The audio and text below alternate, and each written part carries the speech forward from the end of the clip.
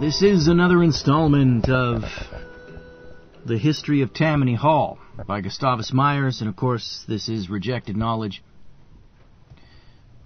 We're going to start with chapter 23 this time around. This is the chapter, the next couple of chapters are the ones I've really been looking forward to getting into. I want to find out what the real story was about this Boss Tweed guy. I don't want to read any more mainstream historian, hack writer, whitewash jobs where they blame it all on the convenient scapegoat, this Boss Tweed guy, all the corruption, and they let the bankers and all the other crooks off scot-free. So this is chapter 23, The Tweed Ring, 1867 to 1870.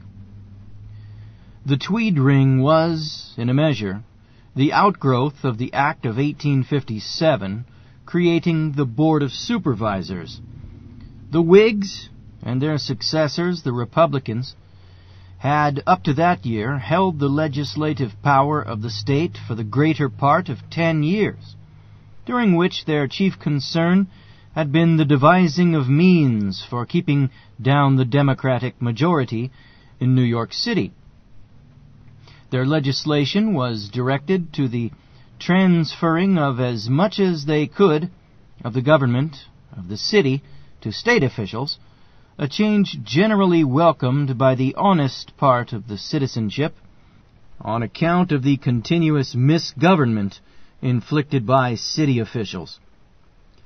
The real result of these transfers, however, was merely to make two strongholds of corruption instead of one.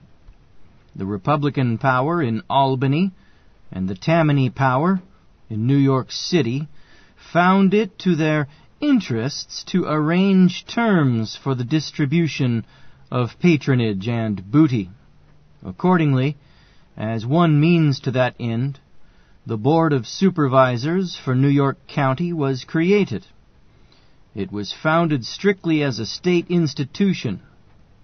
Unlike the boards of supervisors of other counties, it had no power to tax.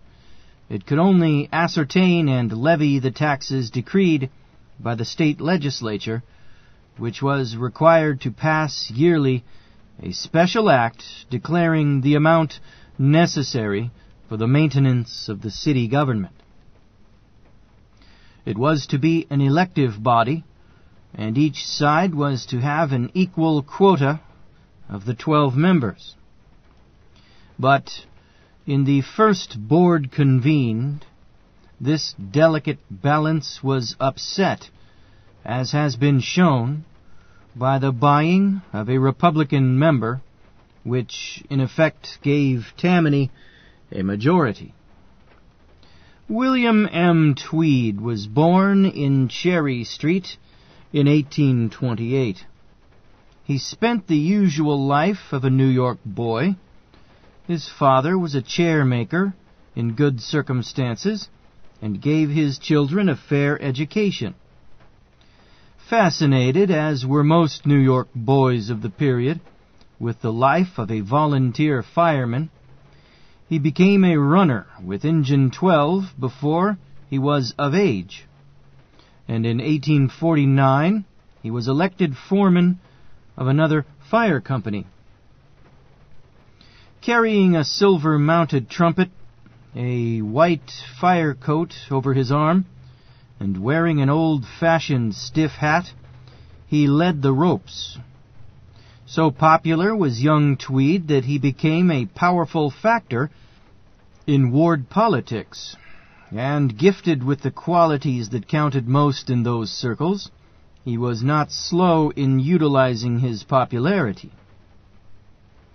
The Americus Club, for a long time Tweed's favorite quarters, and at times the place where Tammany politics were determined, was started with him as its foremost luminary. Though defeated for assistant alderman in 1850, he was elected the next year and served in the 40 Thieves Board. He was a delegate in 1852 to the Congressional Convention of the 5th District, composed of 2 East Side wards of New York City and Williamsburg.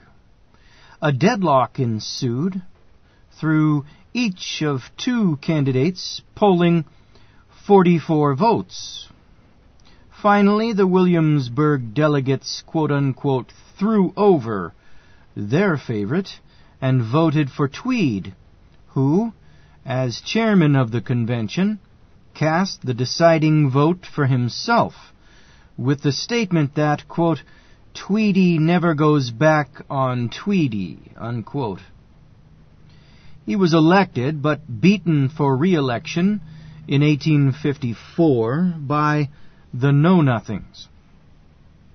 The latter he fought so persistently that he became known as the champion of the foreign element. He was made a sachem of the Tammany Society because of his extreme popularity. Woe to you when all the world loves you. And in 1857 he was elected to the Board of Supervisors. Selling his business of chair-making, he thereupon devoted his entire time to politics. That's great. He didn't want a productive purpose in life. He wanted to be one of the parasites, I see. As in politicians, lawyers, bankers, etc. The first ring was the Supervisors' Ring, founded in 1859 by the Democrats in the board for the purpose of procuring the appointment of inspectors of election. One member of the board, as already shown, was bribed by a present of $2,500 to stay away from a session when the inspectors were appointed. Tweed was so well pleased with the success of this scheme that he was inspired to wider efforts. Aided by 2 men, Walter Roche and John R. Briggs, he began a systematic course of lobbying before the Board of Aldermen in support of excessive bills for supplies. He and his associates collected heavy tribute on every successful bill. His prestige was not visibly lessened by his defeat for sheriff in 1861 by James Lynch, a popular Irishman. In the same year, he was elected chairman of the Tammany General Committee. This instantly made him a person of great political importance. But his grasp was yet insecure, since a hostile body of sachems might at any time declare the General Committee, quote-unquote, irregular. Recognizing this, he planned to dominate the society by having himself elected Grand Sachem. Holding these 2 positions, he reckoned that his power would be absolute. For the time, however, he thought it wise to be satisfied with the one. But eventually he succeeded Hoffman as Grand Sachem, and in his dual positions gained complete control of the political situation and dictated nominations at will. The title of quote-unquote boss he earned by his despotic action in the General Committee. When a question was to be voted upon, which he wished to have determined in his favor, he would neglect to call for negative votes, and would decide in the affirmative, with a significantly admonishing glance at the opposing side.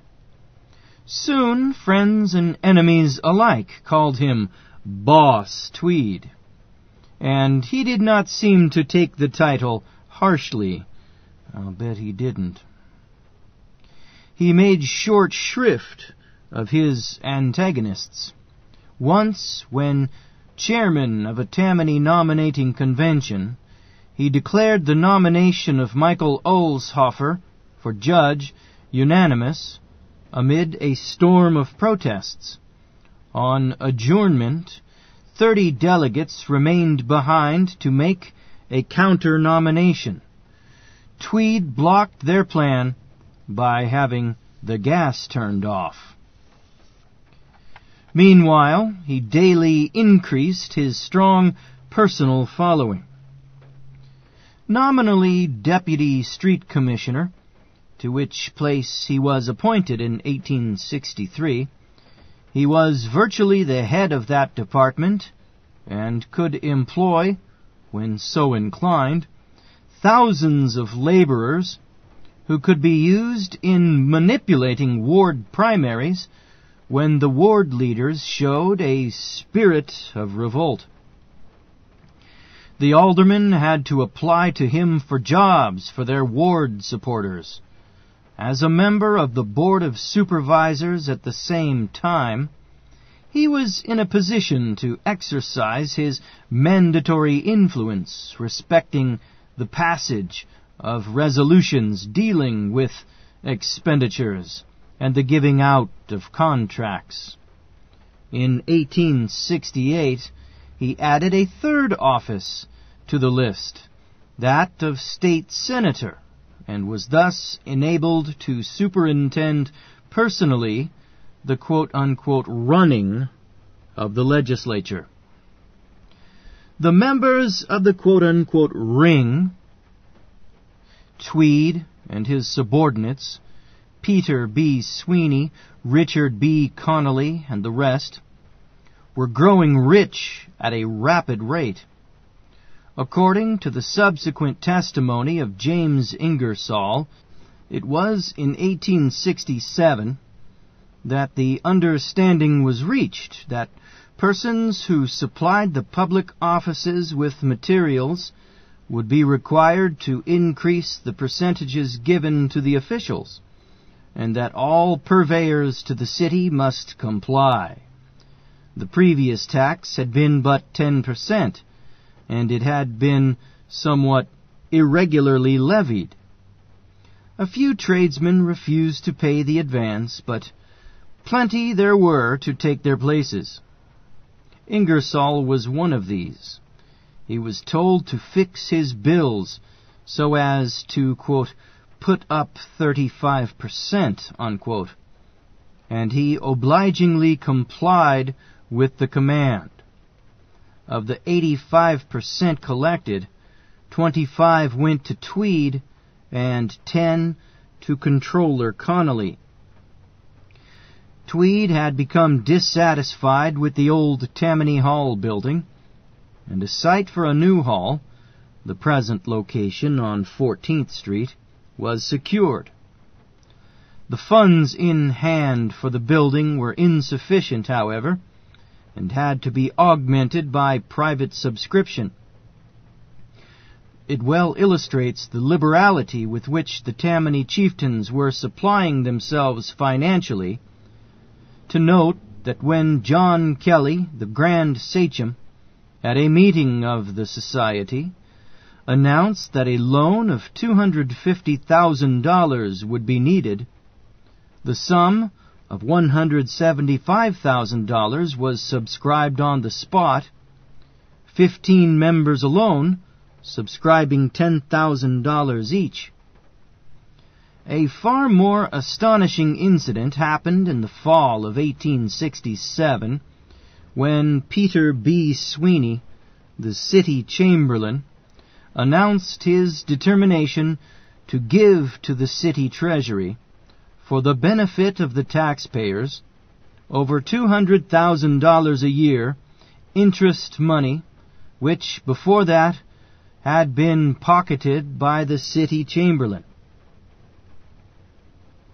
While the ring was plundering the city and plotting theft on a more gigantic scale, the sachems, many of them implicated in the frauds, laid the cornerstone of the new Tammany Hall building, The ceremony was marked by the characteristic pronouncement of virtuous-sounding phrases. Quote, "Brothers and friends," unquote, rhapsodized Mayor Hoffman, quote, "in the name of the Tammany Society, I proceed to lay the cornerstone of a new hall which will, for the next half-century at least, be the headquarters of the democracy of New York, where the great principles of civil and religious liberty, constitutional law, and national unity, which form the great cornerstones of the Republic, will always be advocated and maintained," unquote. The quote-unquote braves then marched to Irving Hall, where Tweed, Sweeney, and Connolly had caused such inscriptions as these to be hung about, quote, "Civil liberty, the glory of man," unquote. Quote, "The Democratic Party, upon its union and success depends the future of the Republic. He who would seek to lower its standard of patriotism and principle, or distract its counsels, is an enemy to the country," unquote. What frickin' hypocrites. And of course the last refuge of scoundrels is patriotism. Continuing. Gazing approvingly on these inscriptions from the platform sat Tweed, Sweeney, and Connolly, and Aoki Hall, and a host of judges and office holders of all sorts, while Andrew J. Garvey, who will reappear in these chapters, conducted the invited guests. The building of this hall, an imposing one for the day, in a central part of the city, gave to the Tweed combination an advantage of no inconsiderable significance. In the new wigwam, on July 4th, 1868, the Democratic National Convention was held. Tammany, in fact, forced its candidate, Horatio Seymour, on the convention. The galleries were filled with seasoned wigwam shouters, cheering vociferously for Seymour. Only persons having tickets were admitted, and these tickets were distributed by an able young wigwam politician, who saw to it that only the right sort of persons gained entrance. Gaining its point on the nomination, Tammany magnanimously allowed the Southern men to dictate the declaration in the platform that the Reconstruction Acts were, quote, "unconstitutional, revolutionary, and void," unquote. There was a general suspicion that the organization, hopeless of the election of a Democratic president, had forced Seymour's nomination for the purpose of trading votes for its state and local ticket. The state convention again named Hoffman for governor, and preparations began for a lively campaign. Tammany addressed itself to the citizenship as the defender of the interests of the poor, and instanced the candidacy of John A. Griswold for governor, Edwin D. Morgan for governor, and, quote, "several other millionaires," unquote, as a proof of the plutocratic tendencies of the Republican Party. On October 19th, the General Committee, with Tweed in the chair, adopted an address urging the people to stand by Seymour and Blair. Continuing, it said, quote, "We are united. We believe in our cause. It is the cause of constitutional liberty, of personal rights, of a fraternity of states, of an economical government, of the financial credit of the nation, of one currency for all men, rich and poor, and of the political supremacy of the white race and protection of American labor.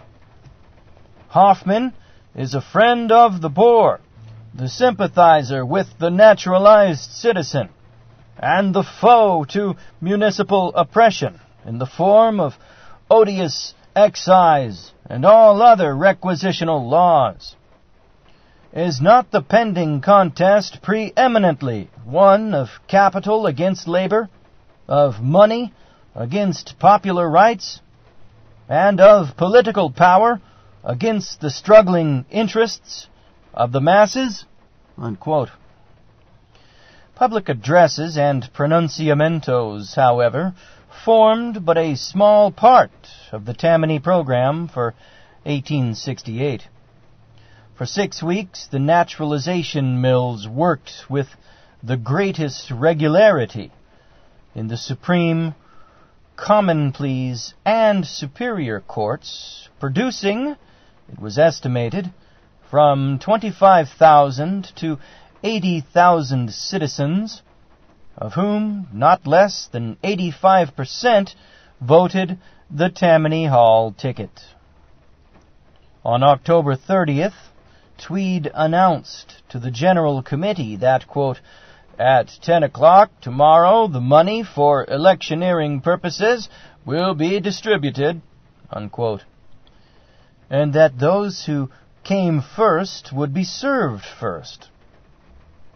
The chairman of the Executive Committee spread forth the glad tidings that there was $1,000 ready for each election district.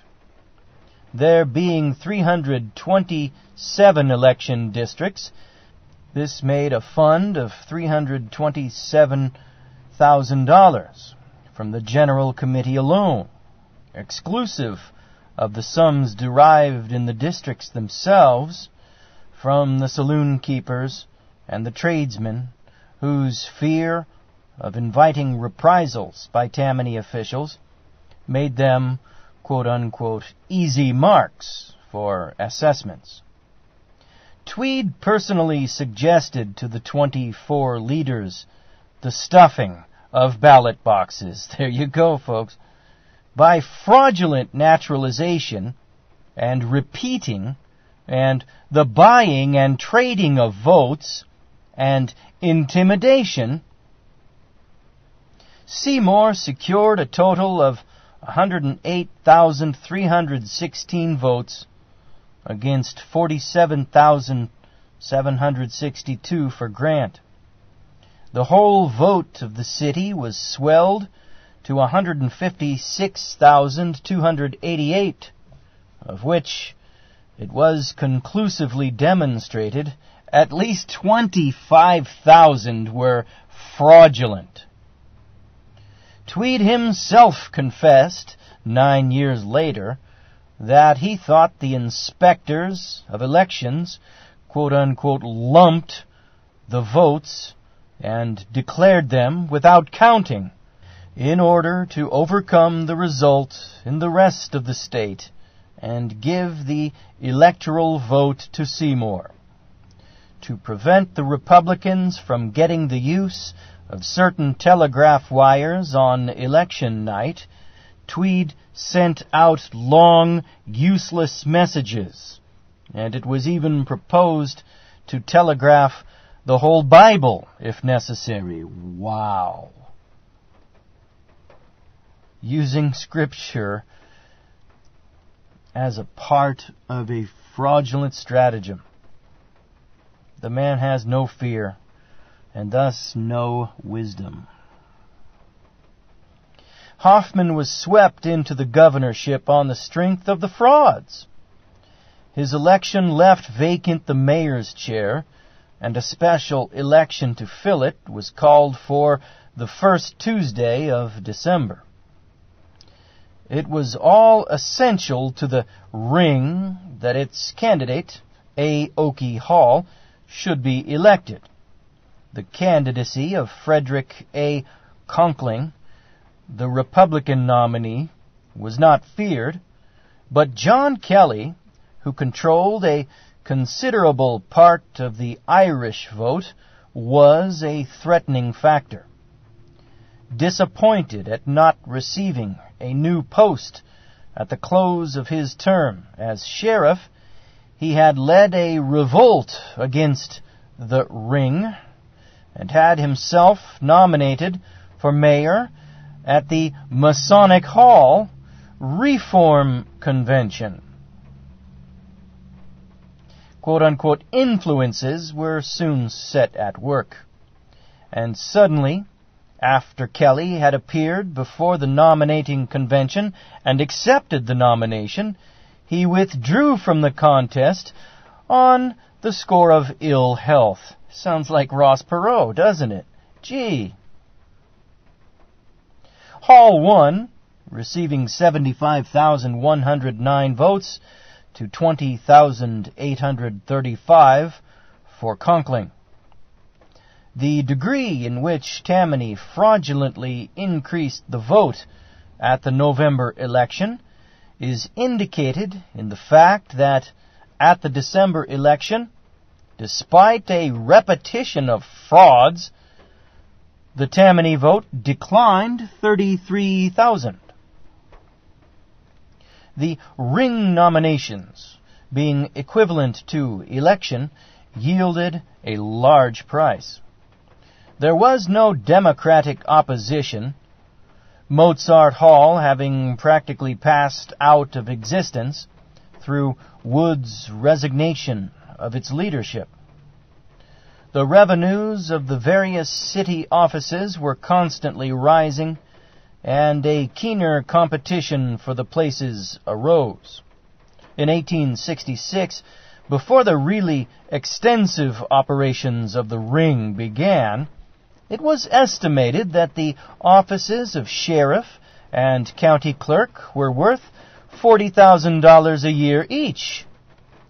Several years later, it was found that the yearly revenue of the register amounted to between $60,000 and $70,000, partly derived from illegal fees.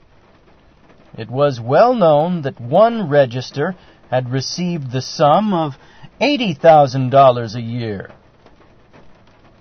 The yearly aggregate of the illegal transactions in the sheriff's office could not be accurately ascertained, but it was a well-authenticated fact that one sheriff, about 1870, drew from the office the sum of $150,000 the first year of his term. He was a poor man when elected.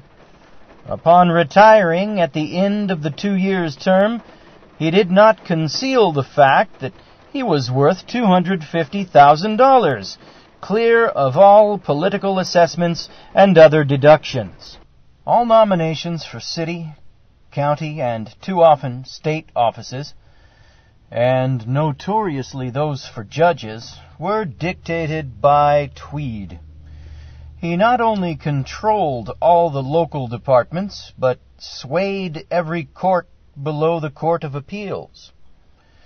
Judges were nominated partly with a view to the amount they could, quote-unquote, put up, and partly with a view to their future decisions on political questions.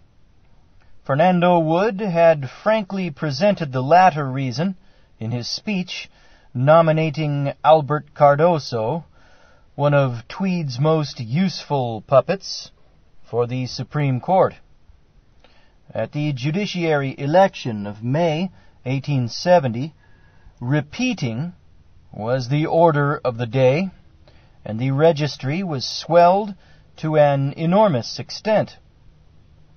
In one of the wards, about 1,100 Negroes were registered, but when they went to the ballot boxes, they were amazed to learn that white repeaters had already voted upon nearly the white repeaters had already voted upon nearly 500 of their names. Wow! using the names of poor black guys to be a repeater, to be a white guy who's a crook. Holy mackerel, here's your history of elections in America. It's all frauds, folks. You're still voting. Why? Why? Let's ask why like a bunch of different ways. Maybe we'll finally get an answer. Why?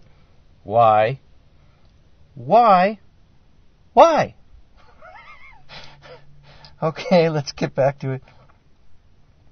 Later, when a few of the Negroes tried to vote, this keeps getting better. They were arrested as repeaters. Oh, that's classic. The corrupt means used in selecting the judiciary and the hopelessness of securing just verdicts in any of the courts prompted one writer seriously to discuss, in the pages of a standard magazine, the formation of a vigilance committee modeled upon that of San Francisco. Tweed had for some time recognized the importance of gaining a seat in the state Senate. That body could, at any time, create or abolish city departments or offices, or change the laws affecting them.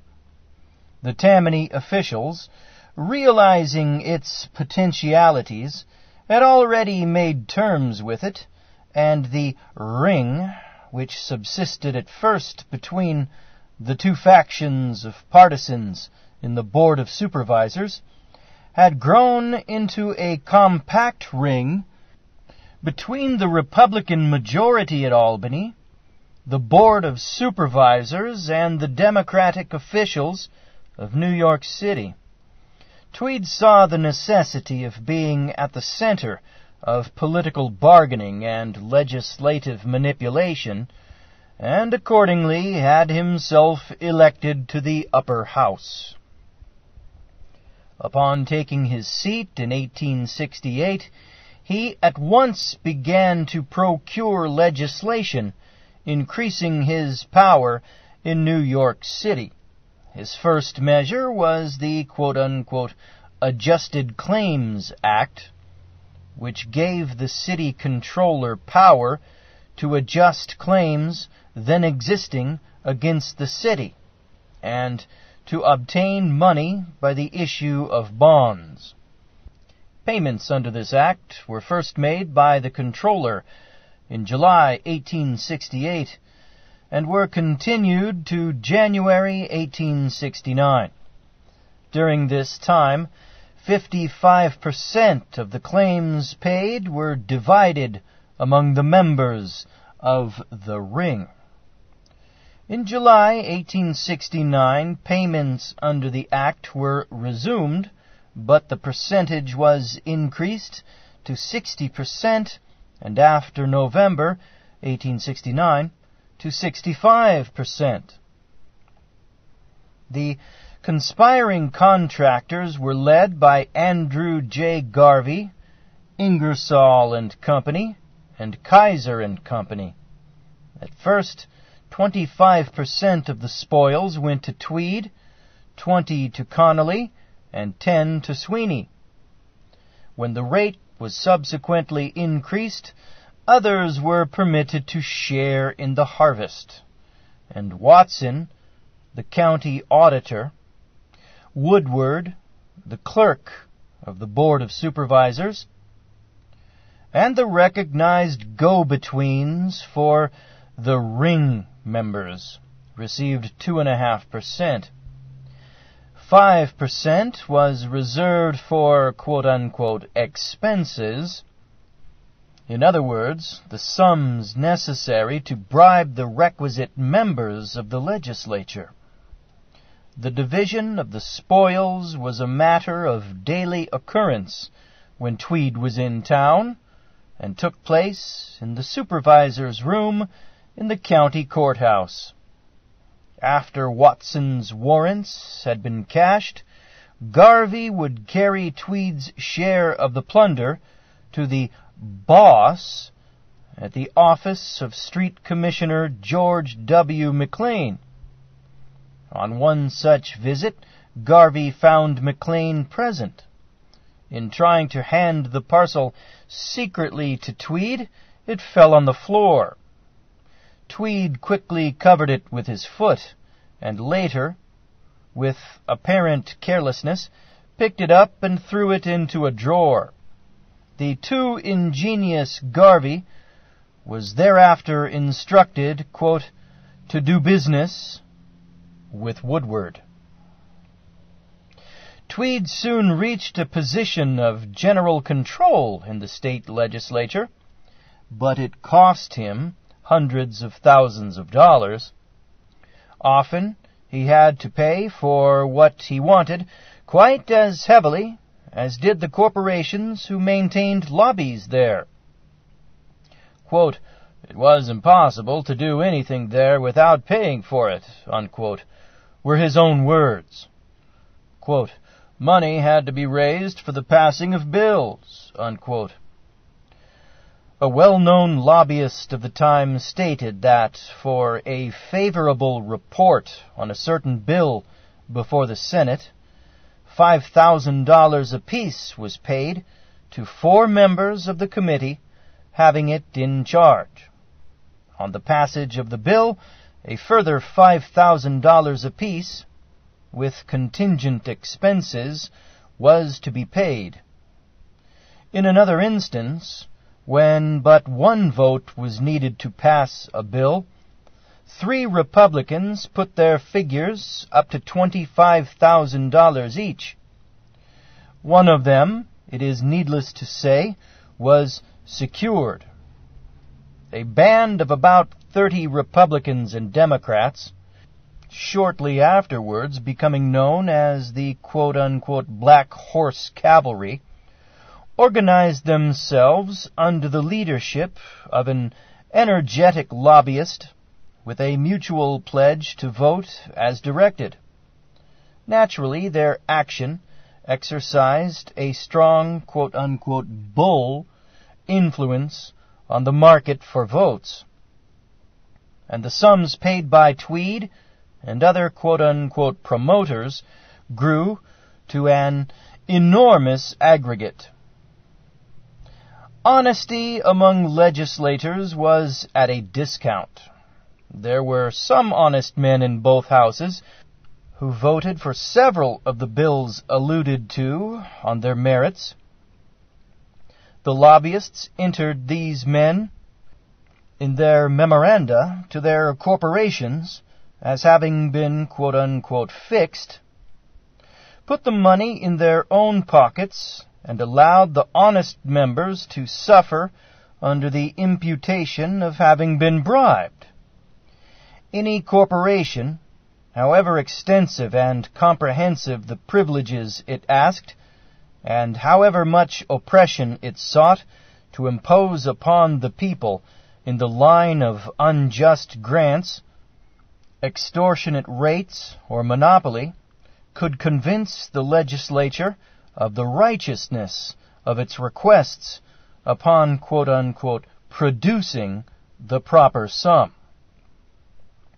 The testimony before the Select Committee of the New York Senate, appointed April 10, 1868, showed that at least $500,000 was expended to get legislation legalizing fraudulent Erie Railway stock issues.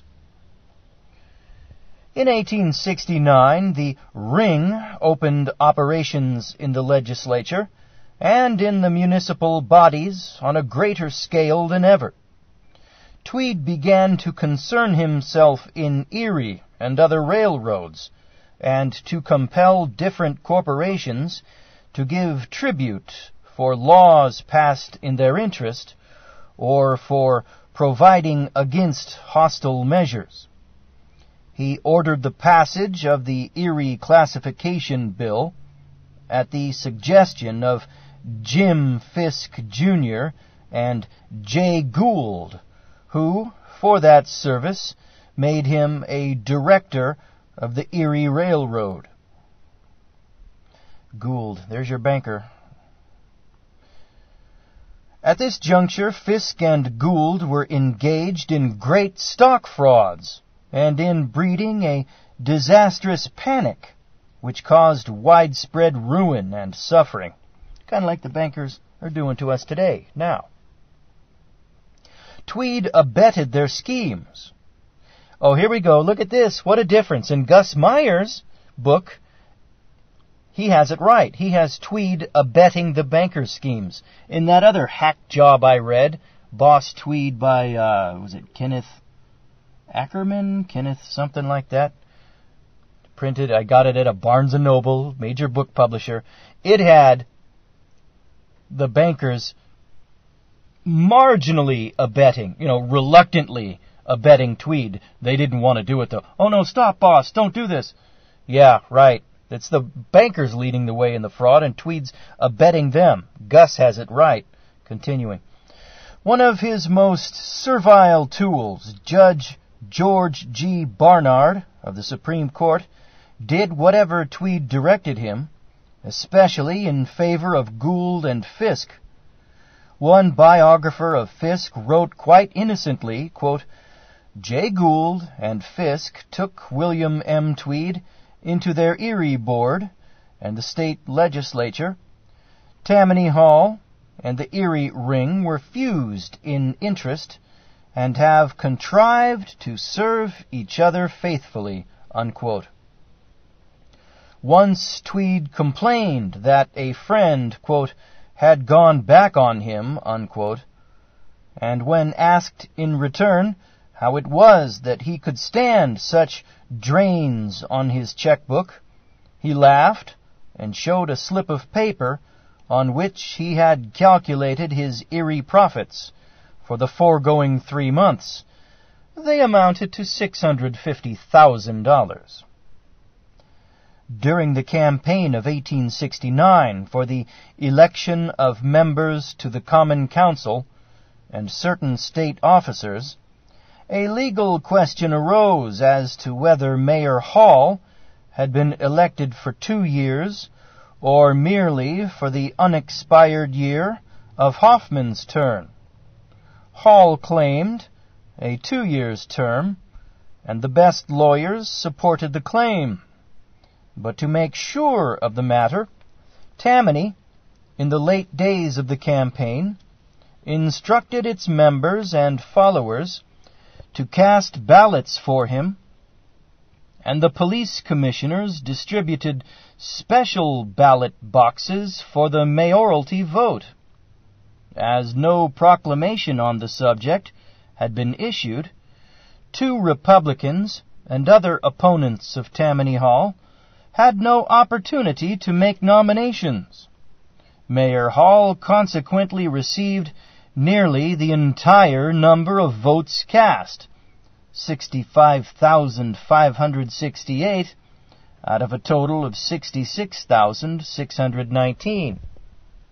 After entering the Board of Supervisors, Tweed had boasted that he would soon be among the largest real estate owners in the city. He made good the boast. A comparatively poor man in 1864, he was reputed 5 years later to be worth $12 million. This was an exaggeration, for he was not worth anything like that sum at any one time, but he was, nevertheless, an enormously rich man. He had investments in real estate and iron mines. After entering the Board of Supervisors, Tweed had boasted that he would soon be among the largest real estate owners in the city. He made good the boast. A comparatively poor man in 1864, he was reputed 5 years later to be worth $12 million.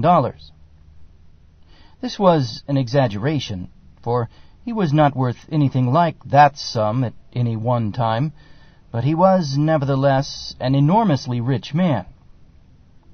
He had investments in real estate and iron mines. He was interested in every street opening and widening scheme. He had a hand in all city and in some state contracts. And he held directorships in many railroad and gas companies and other corporations. Connolly, who some years before had left a position as a bookkeeper at a moderate salary to engage in politics, quote, as a financial speculation, unquote, Sweeney and the rest of the ring suddenly became millionaires.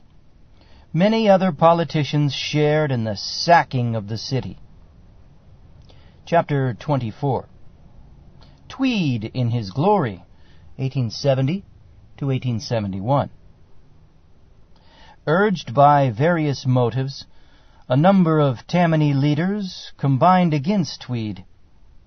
Some sought more plunders. Others felt that their political aspirations had not been sufficiently recognized, and a number were incensed against Sweeney.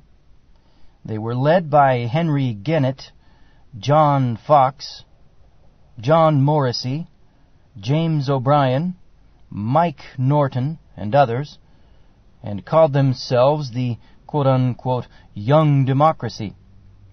Tweed had used these men in building his power. Now, combined, they believed they could retire him. The dangerous classes joined them. Heretofore, these had stood by Tweed under a reciprocal agreement valuable to both sides. But the boss had recently yielded to the public indignation over the leniency shown to an influential murderer, and had given orders to the judges to deal more severely with flagrant criminal cases. This act constituted a virtual breaking of the compact, and the lawbreakers with one accord turned against him. There were, at this time in the city, it was charged, about 30,000 professional thieves, 2,000 gambling establishments, and 3,000 saloons.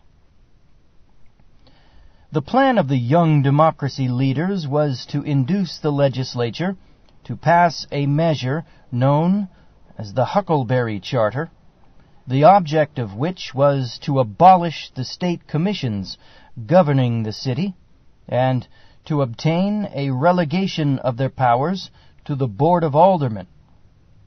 The disclosure was made many years later that Richard Croker and 7 other members of the Board of Aldermen had signed an agreement before a notary public on March 20th, 1870, pledging themselves to take no official action on any proposition affecting the city government without first obtaining the consent of Senator Gennett and 4 other Young Democracy leaders.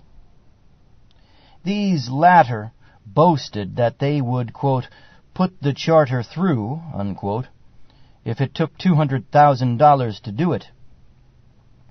To save himself, Tweed opened a halfway understanding with the Young Democracy chiefs, by which he was to join them and abandon Sweeney. Tweed even offered, though vainly, one of the most formidable young leaders $200,000 outright if he would swerve the Young Democracy to his interest. The Young Democracy succeeded in winning over a majority of the General Committee, and influenced that majority to call a meeting to be held in the Wigwam on March 28th. But the plotters had overlooked the society, whose sachems, being either in or subservient to the ring, now exercised the oft-used expedient of shutting out of the hall such persons as happened to be obnoxious to them. When the members of the General Committee appeared before Tammany Hall on the night of March 28th, they found to their surprise that the ring had caused to be placed a guard of 600 policemen about the building to prevent their ingress. The gathering convened in Irving Hall nearby, where by roll call it was found that 187 members of the committee, later increased by about a dozen, a clear majority of the whole number, were present. Fiery speeches were made, and the set purpose of dethroning and repudiating the ring sachems was emphatically declared. But the young democracy failed to distribute among the members of the legislature the sum promised, and the country members, by way of revenge, voted down the Huckleberry Charter. Greatly encouraged by his enemy's defeat, the boss went to Albany with a vast sum of money and the draft of a new charter. This charter, supplemented by a number of amendments which Tweed subsequently caused the legislature to pass, virtually relieved the ring of accountability to anybody. The state commissions were abolished, and practically the whole municipal power was placed in the hands of a board of special audit composed of himself, Connolly, and Mayor Hall. No money could be drawn from the city without the permission of this board. The powers of the Board of Aldermen, moreover, were virtually abolished. The charter, which immediately became known as the Tweed Charter, was passed on April 5th. The victory cost every dollar of the sum Tweed took with him. Samuel J. Tilden testified that it was popularly supposed that about $1 million was the amount used. Tweed stated that he gave to one man $600,000 with which to buy votes, this being merely a part of the fund. For his services, this lobbyist received a position requiring little or no work and worth from $10,000 to $15,000 a year. Tweed further testified that he bought the votes of 5 Republican senators for $40,000 apiece, giving each of them $200,000 in cash to distribute. The vote in the 2 houses was practically unanimous. In the Senate, 30-2, and in the Assembly, 116-5. The state of the public conscience in New York City may be judged from the fact that the charter received the support of nearly all classes, quote-unquote large numbers, according to the annual cyclopedia for 1871, quote, of the wealthiest classes signing the petition for its passage, unquote. Tweed's enemies were now crushed. At the election, April 18th, of the sachems of the society, the opposition could poll only a paltry 23 votes against the 242 secured by Tweed's candidates.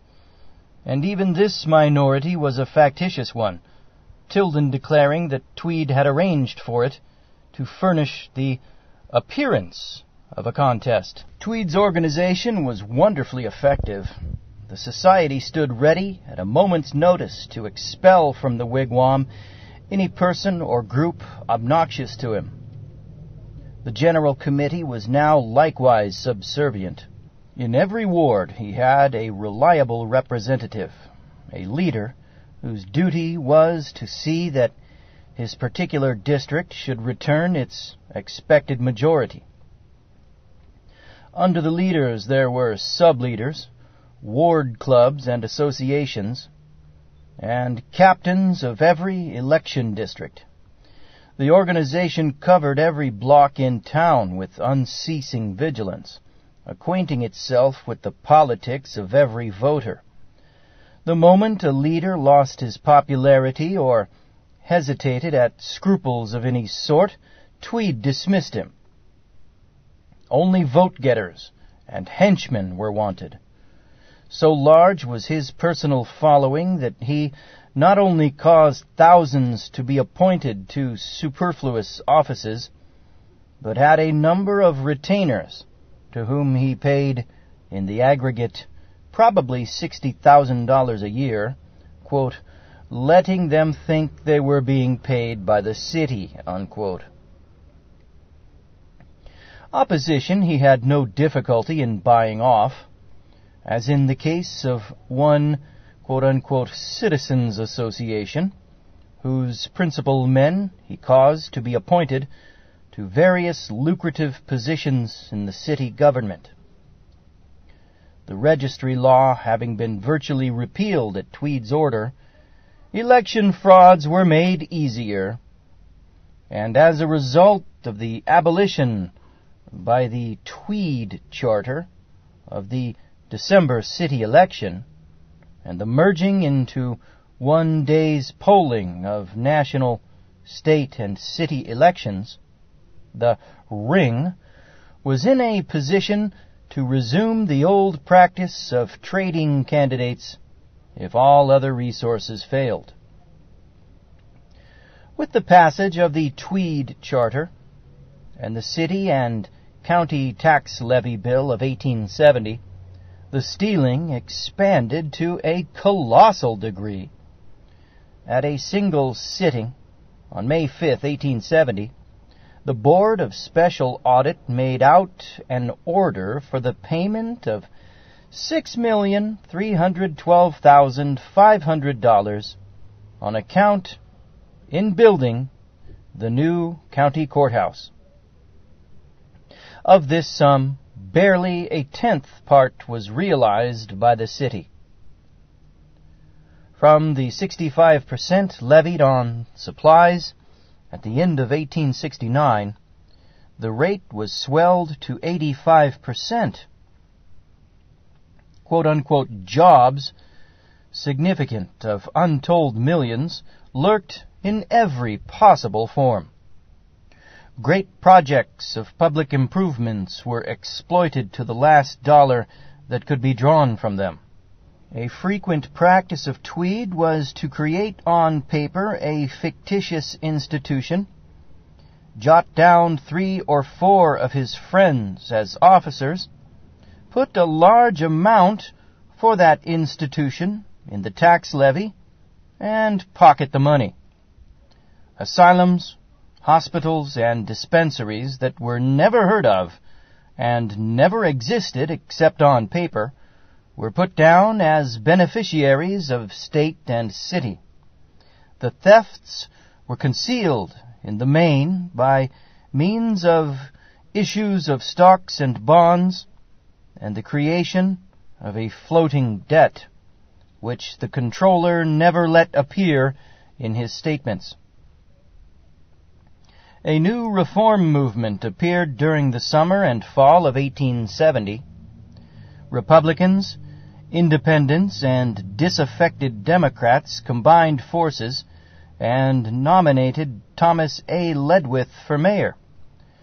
The reform ticket was apparently received with great public approval, and hopes began to be entertained of its success at the polls. Tweed, however, had already secured, by ways known best to himself, assurance of Republican assistance. He had large numbers of Republican officials, election inspectors, and the like, in his pay, and therefore knew that he had nothing to fear. Besides this, Tammany was united and enthusiastic. Its candidates, Hall for mayor and Hoffman for governor, had seemingly lost none of their popularity with the rank and file. A few days before the election, a popular demonstration, perhaps the largest in Tammany's history, was held in and about the wigwam. August Belmont presided, and addresses were made by Seymour, Hoffman, Tweed, and Fisk, who had now become a Democrat. All the speakers were received with boisterous enthusiasm. Tweed won, Hall receiving 71,037 votes to 46,392 for Ledwith.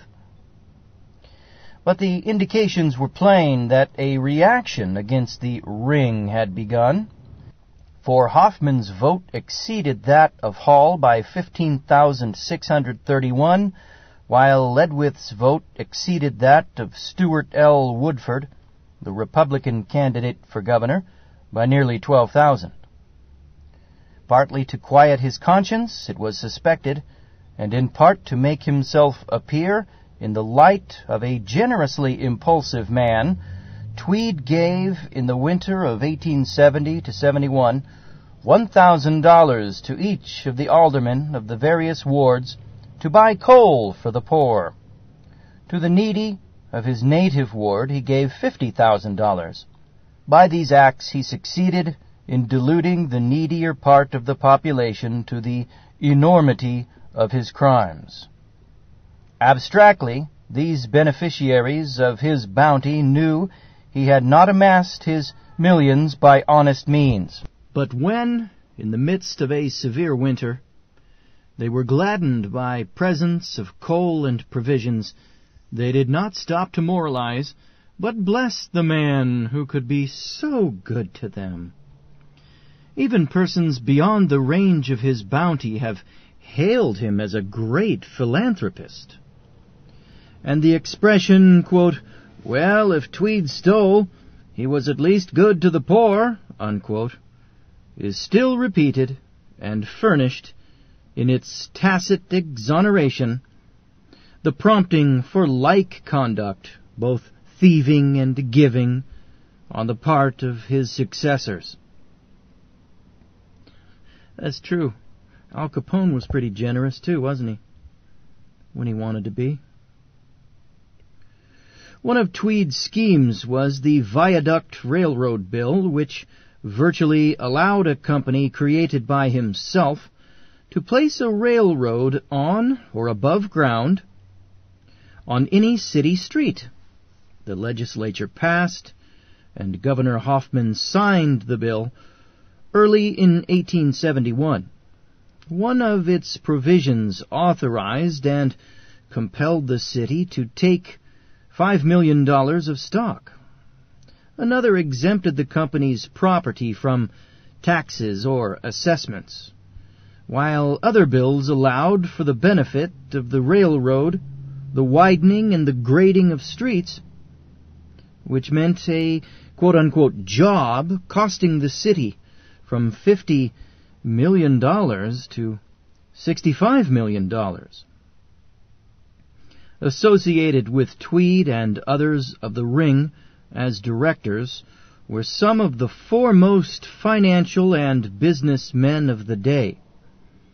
The complete consummation of this almost unparalleled steal was prevented only by the general exposure of Tweedism a few months later.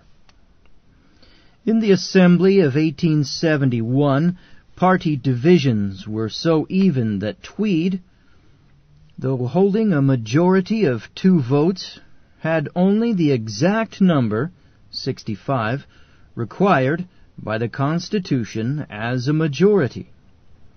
In April, Jimmy Irving, one of the city assemblymen, resigned to avoid being expelled for having assaulted Smith Weed.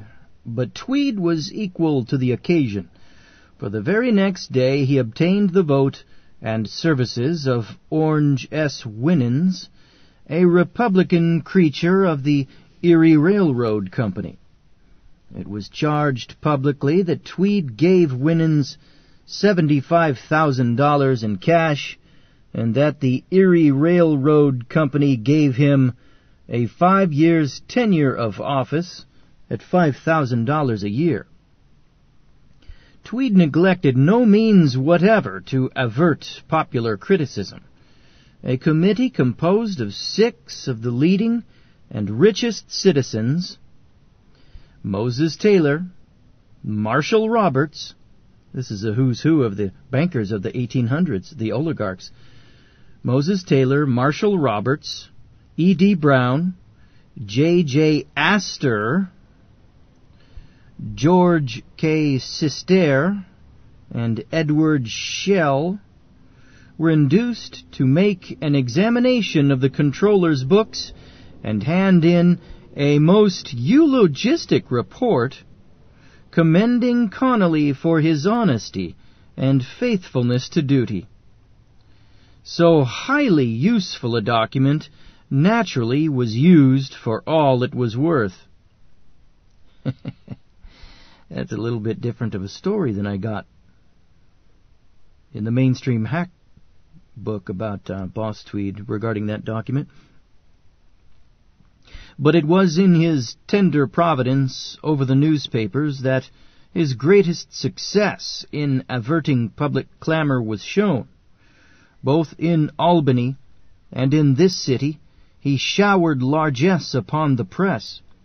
One paper at the Capitol received, through his efforts, a legislative appropriation of $207,900 for 1 year's printing, whereas $10,000 would have overpaid it for the service rendered. The proprietor of an Albany journal, which was for many years the Republican organ of the state, made it a practice to submit to Tweed's personal censorship the most violently abusive articles. On the payment of large sums, sometimes as much as $5,000, Tweed was permitted to make such alterations as he chose. Here, in the city, the owner of one subservient newspaper received $80,000 a year for quote-unquote city advertising, and to some other newspapers, large subsidies were paid in the same guise. Under the head of quote-unquote city contingencies, reporters for the city newspapers, Democratic and Republican, received Christmas presents of $200 each. This particular practice had begun before Tweed's time, but in line with the expansive manner of the Ring, the plan was elaborated by subsidizing 6 or 8 men on nearly all the city newspapers, crediting each of them with $2,000 or $2,500 a year for quote-unquote services. The proprietor of the Sun, a newspaper that, from supporting the young democracy, veered suddenly to an enthusiastic devotion to the boss, proposed in March 1871 the erection of a statue to Tweed. The boss's adherents jumped at the idea, and an association for the purpose was formed by Edward Shandley, a police justice, and a host of other men of local note in professional, political, and social circles, among whom were not only ardent friends of Tweed, but also those who, having opposed him, sought this opportunity of ingratiating themselves into his favor. The statue was to be, quote, in commemoration of Tweed's services to the Commonwealth of New York, unquote. So ran the circular letter. In a few days, the association had obtained nearly $8,000, some politicians giving $1,000 apiece. Other men pledged themselves to pay any amount from $1,000 to $10,000, and were on the point of making good their word when a letter from Tweed appeared, discountenancing the project. It was printed in the Sun of March 14th, 1871, under the heading, quote, A Great Man's Modesty. The Honorable William M. Tweed declines the Sun's statue. Characteristic letter from the great New York philanthropist. He thinks that virtue should be its own reward. Oh, spare me. The most remarkable letter ever written by the noble benefactor of the people, unquote. Yeah, that's great. Great. Idi Amin was the benefactor of the Ugandan people, too, huh?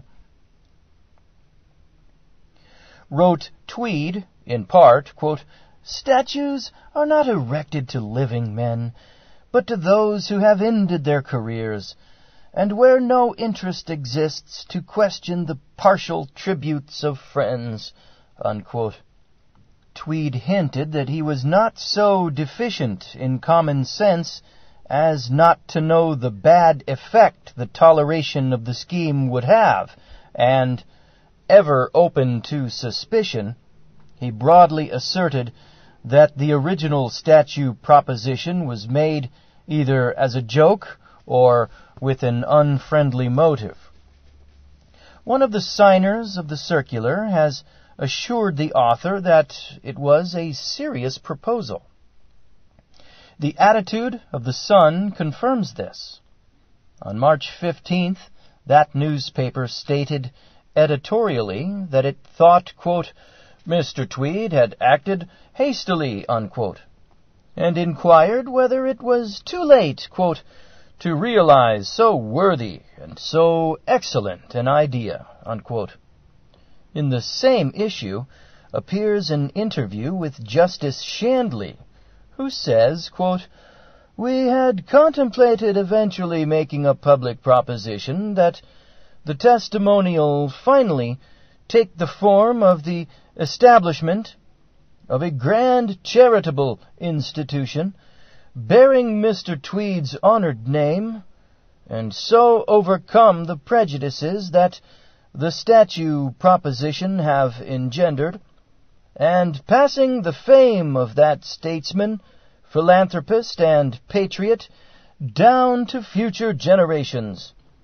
Mr. Tweed has willed otherwise, and we must submit," unquote. A Chicago clergyman, reading of the suggestion, publicly declared that Tweed was, quote, "more dangerous than the ancient robber kings," unquote. Copying this expression, the Sun urged editorially on May 13th, quote, "Now let friends of Mr. Tweed combine together and answer this clergyman by erecting and endowing the Tweed Hospital in the 7th Ward of this city. A great monument of public charity is the best response that can be made to such accusations," unquote. Tweed aimed at a high social place. He had removed from his modest house on Henry Street to a pretentious establishment on Fifth Avenue. His daughter's wedding was among the marvels of the day. From her father's personal and political friends, she received nearly $100,000 worth of gifts. Among the wedding presents were 40 complete sets of silver and 15 diamond sets, one of which was worth $45,000. Her wedding dress cost $4,000, and the trimmings were worth $1,000. All of his expenditures showed like a disregard of cost.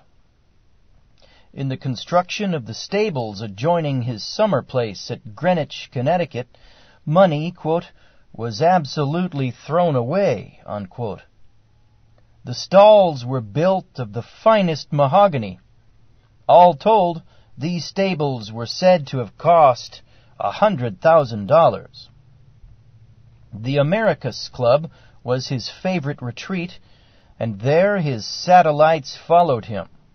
Scores of them were only too glad to pay the $1,000 initiation fee required, in addition to the $2,000 or so charged for sumptuously fitting the room to which each was entitled. The grandeur of their club badges well illustrated their extravagance. One style of the badges was a solid gold tiger's head in a belt of blue enamel. The tiger's eyes were rubies, and above his head sparkled 3 diamonds of enormous size.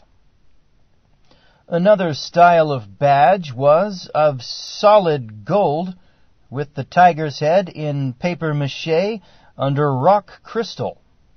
It was surrounded by diamonds set in the Americus belt. Above was a pin with a huge diamond, with 2 smaller diamonds on either side. This badge was estimated to be worth $2,000. A third style showed the tiger's head in frosted gold with diamond eyes. Everywhere the prodigal dissipation of the plunder was visible. Sums of a few $1,000s Tweed professed to hold in utter contempt. A city creditor once appealed to him to use his influence with Comptroller Connolly to have a bill paid. 20 times he had asked for it, the creditor said, and could get it only by paying the 20% demanded. Parenthesis. This 20%, it should be explained, was the sum extorted from all city creditors by the officials in the Comptroller's office as their portion after the chiefs of the ring had taken the lion's share. End parenthesis. Tweed looked at the man a moment and then wrote hastily to Connolly, quote, "Dear Dick, for God's sake, pay the man's bill. He tells me your people ask 20%. The whole damned thing isn't but $1,100. If you don't pay it, I will. Thine, William M. Tweed," unquote. The boss's note being virtually a command, the bill was paid in full. Okay, that ends this part of The History of Tammany Hall by Gustavus Myers. These have been chapters 23 and 24. You've been listening to Rejected Knowledge.